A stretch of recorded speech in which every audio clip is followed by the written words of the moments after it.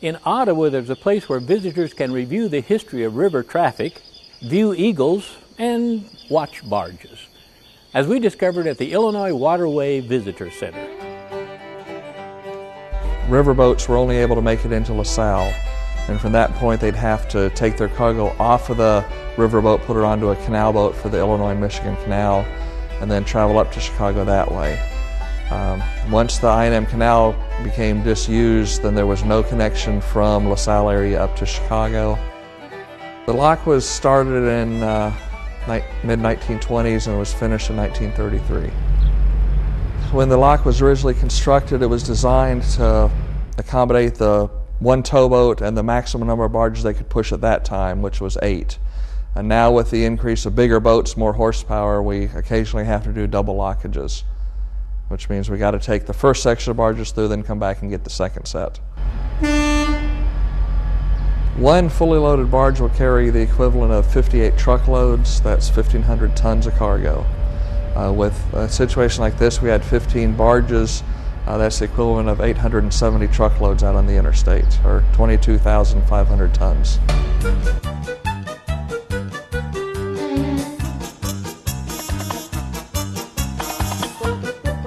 Here at Starved Rock, we have a drop of usually around 10 to 12 feet. On the lower section of the river here, they're limited to 15 barges with a tow, primarily due to some curves on the river. There are 8 along the Illinois Waterway, 8 locks between St. Louis and Chicago. Normal travel time for a towboat from Chicago to St. Louis is about a week.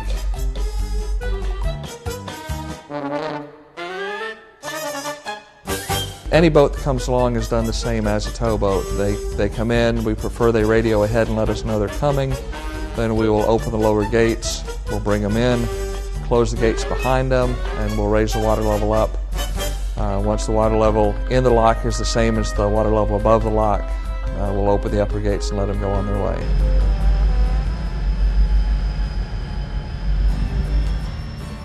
We have the display area here, basically traces the history of the use of our waterway from the days of the Native Americans to the present. We do have a view where you can actually watch boats come through the lock, and then our showpiece is right here, this pilot house off of an old river towboat. It was originally the Jean Marie. The name of the boat was changed to the John M. Warner. It was built in 1943, operated on the river until 1982 when it was sunk. The John M. Warner was one of the first boats with a retractable pilot house. So the pilot can be up high and get the visibility over the string of barges he needs. Then they can also duck the pilot house down and get underneath some of the low bridges that are up in the Chicago area. We have a diver's pump that was actually used on this waterway when they did the early clearing of the channel and some of the construction on the lock and dams.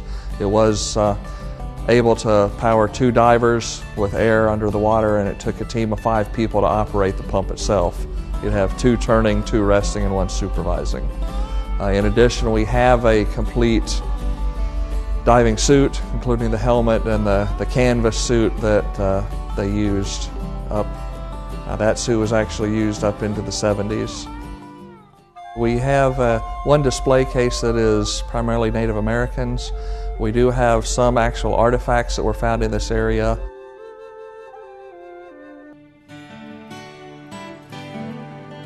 We've been fortunate at all the baldeo recovery efforts. There are more birds in the country, and where we are, the water below the dam never freezes, so we get to see the large numbers of eagles that are coming to fish.